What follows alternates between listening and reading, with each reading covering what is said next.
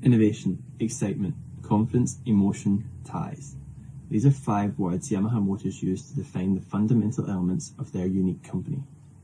My name is Christopher Crighton, and over the next 8 minutes I will present to you the next best successful business opportunity Yamaha Motors should seek to capitalise on. Over the years, Yamaha have achieved sustainable business growth through successful product diversification. The corporate philosophy of the brand is to create value and surpass customer expectations by producing high-quality products.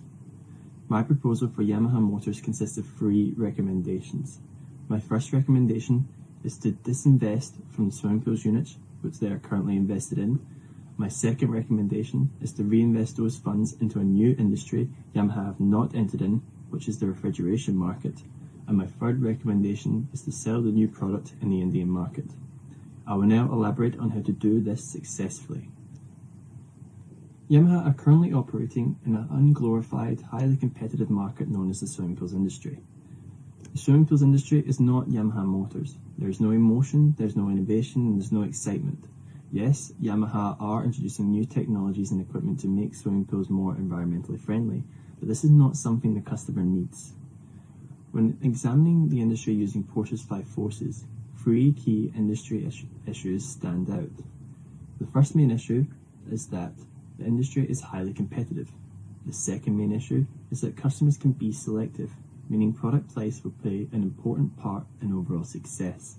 And thirdly, there is a low cost of entry into this industry, meaning competition is only going to grow.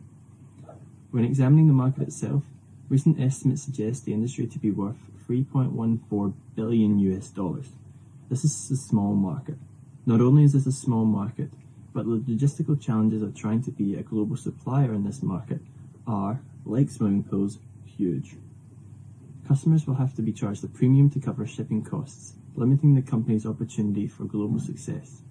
Yamaha Motors, however, is a domestic market leader in Japan, so completely ceasing operations would be a missed opportunity to increase capital. Yamaha should sell the brand to a competitor for the highest obtainable fee, and use that money to invest in another industry, one with more global opportunities. Yamaha Motors should use the capital acquired from selling the swimming pools unit to invest in repurposing the electric motors currently made by Yamaha and fitting them into compressors used for refrigeration systems. The new system should have a built-in energy system and be able to operate for a set period without relying on a continuous power supply. The backup power system industry is growing at a rate of 3.5% each year, with power outages all over the globe being a significant driver in this industry, primarily in Asia Pacific. Yamaha's systems will be adjustable in that they could be able to fit into a variety of refrigerator sizes and can also be adapted to fit into HVAC systems, providing Yamaha with access into another industry. The refrigerator market has seen an increase in demand due to consumers' increased consumption of processed foods due to busy lifestyles. The most recent sales estimates suggest that the industry sold 163.9 million units and had a global revenue of $108.5 billion US. This is set to increase at an average rate of 2.68% over the next 5 years. In 2025, the industry is expected to sell 186.8 million units and is expected to be worth $130.5 billion US. The 2 countries selected to be examined to determine the most appropriate trial market for global expansion of the new white goods industry are the United States of America and India.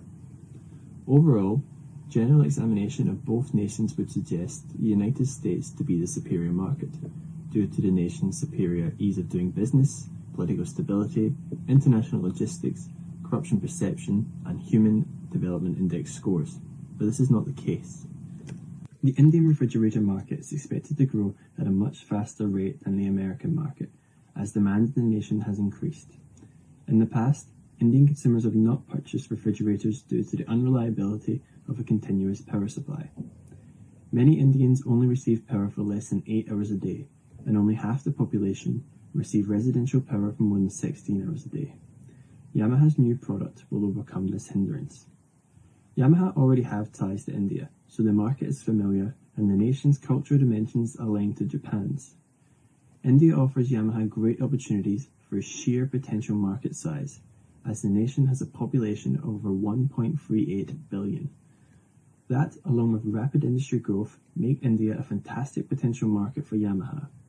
It should be noted that India is located close to other developing nations similar to itself, therefore meaning Yamaha could undoubtedly replicate their expected success in India to other developing nations. For Yamaha Motors to succeed in this new industry, they will need to adopt an international business strategy.